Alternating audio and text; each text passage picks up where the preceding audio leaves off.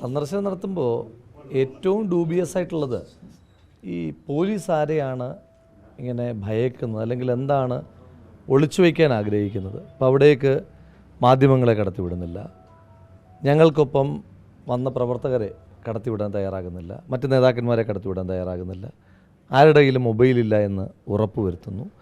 അങ്ങനെ ഒരു ക്രൈം നടന്നൊരു സ്ഥലം, ആ സ്ഥലത്ത് ഇനിയും എന്തിനാണ് പോലീസ് ഇങ്ങനെ ഒളിച്ചുകളി നടത്തുന്നത് എന്നുള്ളതാണ് പ്രധാനപ്പെട്ട ചോദ്യം. ഇവർക്കാരെങ്കിലും സംരക്ഷിക്കാനുണ്ടോ, ഇവർക്ക് എന്തെങ്കിലും മറച്ചു വയ്ക്കാനുണ്ടോ?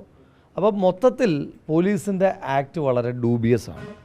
അത് നമ്മുടെ സംശയം വർദ്ധിപ്പിക്കുകയാണ്. അതുകൊണ്ട് തന്നെയാണ് കഴിഞ്ഞ ദിവസം ഞങ്ങൾ ഈ വിഷയത്തിനകത്ത് NIA നേതൃത്വം കൊടുക്കുന്ന ഒരു അന്വേഷണമാണ്. കാരണം ഇത് ഏതെല്ലാം ആളുകൾ ഇൻവോൾവ് ആണ്. അപ്പോൾ ഇത് നിർമ്മിക്കപ്പെട്ട ഒരു കേന്ദ്രം നമ്മൾ കണ്ടെത്തി. അപ്പോൾ ഇപ്പോഴും എക്സ്പ്ലോസീവ്സ് എവിടെ നിന്ന് വന്നു, ആരാണ് ഇവർക്ക് ഇതിൻ്റെ ഓർഡർ കൊടുത്തത്, ആരാണിത് സപ്ലൈ ചെയ്യുന്നത്, ആരാണ് ഇതിൻ്റെ ക്യാരിയേഴ്സ്, അത്തരം കാര്യങ്ങളിലേക്ക് അന്വേഷണമൊന്നും പോകുന്നില്ല. മാത്രമല്ല ഇനി സംസ്ഥാനത്തിന് പുറത്തേക്ക് എന്തെങ്കിലും ബന്ധമുണ്ടോ, അത്തരം കാര്യങ്ങളൊക്കെ അന്വേഷിക്കണമെങ്കിൽ കേരള പോലീസിൻ്റെ പരിമിതമായ അന്വേഷണവും പരിമിതമായിട്ടുള്ള സംവിധാനങ്ങളും അപര്യാപ്തമാണ്. കാരണം ഇത് ബോംബ് നിർമ്മാണത്തിനിടയിലുണ്ടായ സ്ഫോടനമാണ്. അപ്പോൾ അതിനകത്തൊരു തീവ്രവാദ സ്വഭാവമുണ്ട്. ആ വിഷയത്തിനകത്ത് സമഗ്രമായ ഒരു അന്വേഷണം കേരള പോലീസിനെ കൊണ്ട് സാധിക്കാത്തത് കൊണ്ട് ഇന്നിപ്പോൾ പോയതിൻ്റെ അടിസ്ഥാനത്തിൽ കൂടി പറയുകയാണ് NIAയുടെ ഒരു അന്വേഷണം തന്നെയാണ് ഇതിനകത്ത് അനിവാര്യം. അല്ല, അതുപോലെ തന്നെ ഈ പരിക്കേറ്റ 2 പ്രതികൾ, ഈ ബോംബ് നിർമ്മാണത്തിൽ പരിക്ക് പറ്റിയ 2 പ്രതികൾ ഇപ്പോൾ പോലീസിനോട് അത് സംബന്ധിച്ച് ചോദിക്കുമ്പോൾ അവർ ഗുരുതരാവസ്ഥയിലാണ്, ഏത് ഹോസ്പിറ്റലിലാണെന്ന് ചോദിക്കുമ്പോൾ അത് സംബന്ധിച്ച് കൃത്യമായ മറുപടി പറയുന്നില്ല.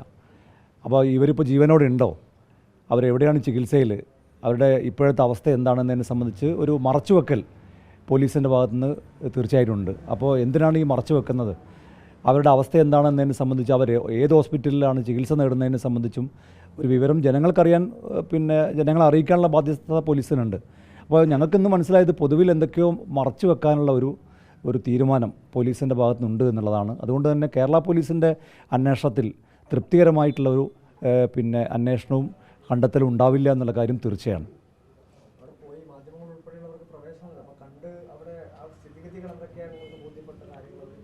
അല്ല, ഇതിനകത്ത് മാധ്യമങ്ങൾക്ക് പ്രവേശനം കൊടുക്കാതിരിക്കുന്നത് എന്തിനാണെന്ന് എനിക്കിപ്പോഴും മനസ്സിലാക്കുന്നില്ല. അപ്പോൾ ബോംബെ ഭീകരാക്രമണം, മുംബൈയിൽ ഭീകരാക്രമണം ഉണ്ടായി, ആ ഹോട്ടലുകൾ മാധ്യമങ്ങൾക്ക് തുറന്നു കൊടുത്തിട്ടില്ലേ, മാധ്യമങ്ങളിൽ അതിൻ്റെ റിപ്പോർട്ടിംഗ് നടത്തിയിട്ടില്ലേ? അപ്പം ഒരു ക്രൈം ഉണ്ടായി കഴിഞ്ഞു. ഇപ്പോൾ ഇവിടെ PK സൂചിപ്പിച്ചതുപോലെ പരിക്ക് പറ്റിയവർ ഏത് ആശുപത്രിയിലാണ്, അതിനകത്ത് നമുക്ക് കിട്ടുന്ന വിവരങ്ങൾ വെച്ച് ഒരാളുടെ നില അതീവ ഗുരുതരമാണ്. ഇനി കുറച്ച് ദിവസം കഴിയുമ്പം അദ്ദേഹത്തിന് എന്തെങ്കിലും സംഭവിച്ചു എന്നൊരു വാർത്തയാണോ നമ്മൾ കേൾക്കാൻ പോകുന്നത്? അപ്പോൾ ഇതിനകത്ത് പോലീസ് ഇങ്ങനെ ഒളിച്ചും മറച്ചും പിടിച്ചു കഴിഞ്ഞാൽ സത്യമല്ലാതാകില്ലല്ലോ. അപ്പോൾ അത് തെളിയിക്കപ്പെടേണ്ടതായിട്ടുണ്ട്. അപ്പോൾ അതുകൊണ്ട് ഈ വിഷയത്തിനകത്ത് പോലീസ് തെളിവുകൾ നശിപ്പിക്കാൻ നേതൃത്വം കൊടുക്കുന്ന ഏജൻസിയായി ദയവ് ചെയ്ത് മാറരുത്. നിങ്ങൾക്ക് ഇപ്പോൾ CPMൻ്റെ എല്ലാ ക്രൈമുകളെയും സംരക്ഷിക്കണം എന്നുള്ള താല്പര്യം നിങ്ങൾക്ക് സ്വാഭാവികമായിട്ടുണ്ടാകും. പക്ഷേ ഇതങ്ങനെയല്ല. ഇത് ബോംബ് നിർമ്മാണം എന്ന് പറയുന്നത് വളരെ ഗൗരവതരമായ ഒരു വിഷയമാണ്. ആ വിഷയത്തിനകത്ത് പോലീസ് എല്ലാ വിഷയങ്ങളിലും ഈ ഹെൽമെറ്റ് ഇല്ലാതെ ബൈക്ക് ഓടിക്കുന്നവനെ പിടിക്കുന്ന ലാഘവത്തിലല്ല ഒരു ബോംബ് നിർമ്മാണവും അതുമായി ബന്ധപ്പെട്ടിട്ടുണ്ടായ സ്ഫോടനവും ഒക്കെ പോലീസ് കണ്ടെത്തേണ്ടത്.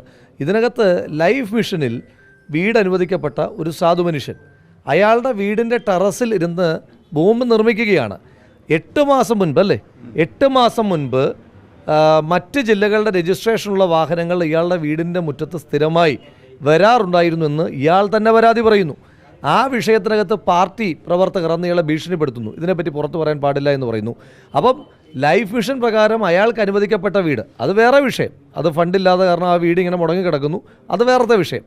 അങ്ങനൊരു വീട്ടിൽ അയാൾക്ക് അവകാശപ്പെട്ട വീടിൻ്റെ മണ്ടയ്ക്കിരുന്ന് ബോംബ് നിർമ്മിക്കുന്നതിനെപ്പറ്റി അയാൾക്ക് മിണ്ടാൻ കഴിയാത്ത സാഹചര്യം എന്ന് പറയുന്നത് ഇത് ഏത് തരം റിപ്പബ്ലിക്കാണ്, എന്ത് റിപ്പബ്ലിക്കാണ് ഇവിടെ? അപ്പോൾ അതുകൊണ്ട് വളരെ ഗൗരവമേറിയ വിഷയമാണ്. പോലീസ് തെളിവുകൾ നശിപ്പിക്കുന്ന ഏജൻസിയായി മാറാതിരിക്കുവാൻ ഇതൊരു കേന്ദ്ര ഏജൻസിയുടെ അന്വേഷണം വളരെ നിർബന്ധമാണ്. ആ പ്രദേശത്ത് പോലീസ് സർവൈലൻസിനേക്കാൾ കൂടുതൽ പാർട്ടി സർവൈലൻസാണ്. അവിടേക്ക് മാധ്യമപ്രവർത്തകരായി നിങ്ങൾ ചെല്ലുമ്പോൾ ആദ്യം തടയുന്ന പോലീസാണോ? മാധ്യമപ്രവർത്തകരെ ആദ്യം തടയുന്നവരാണ് പാർട്ടി പ്രവർത്തകരല്ലേ? അപ്പോൾ പാർട്ടി പ്രവർത്തകരുടെ സർവൈലൻസിലാണ് ആ പ്രദേശം തന്നെയുള്ളത്. ആ വിഷയത്തിനകത്ത് ഇപ്പോൾ CPMൻ്റെ ഉന്നത നേതൃത്വം തള്ളി പറഞ്ഞു, ഈ DYFI എന്ന് പറയുന്ന പ്രസ്ഥാനത്തെ തന്നെ തള്ളി പറഞ്ഞു. ഇന്നലെ ഞങ്ങൾ സൂചിപ്പിച്ചതുപോലെ ആ പ്രസ്ഥാനത്തിൽ ഇനിയും ബോംബുണ്ടാക്കാനും ചുവരെഴുതാനും പോസ്റ്റർ ഒട്ടിക്കാനും ഒക്കെ പോകുന്ന ചെറുപ്പക്കാർ ആലോചിക്കണം. നാളെ ഇങ്ങനെ നിങ്ങൾ ആളെ കൊല്ലാൻ പോയാൽ അവർ മരണപ്പെട്ടാൽ നിങ്ങളെ സംരക്ഷിക്കും, പക്ഷേ കയ്യിലിരുന്ന് പൊട്ടിയാൽ പാർട്ടിയുടെ സംരക്ഷണം ഉണ്ടാകില്ല. തള്ളിപ്പറച്ചിൽ മാത്രമേ ഉണ്ടാകുള്ളൂ എന്ന് നിങ്ങളൊന്ന് മനസ്സിലാക്കിയാൽ, നിങ്ങളെ തള്ളിപ്പറയും, സ്ഫോടനത്തിൽ നിന്ന് തള്ളിപ്പറയില്ല, നിങ്ങളെ തള്ളിപ്പറയുമെന്ന് പാർട്ടി പ്രവർത്തകർ ഒന്ന് തിരിച്ചറിയുന്നത് ഈ കാലഘട്ടത്തിൽ നല്ലതാണ്.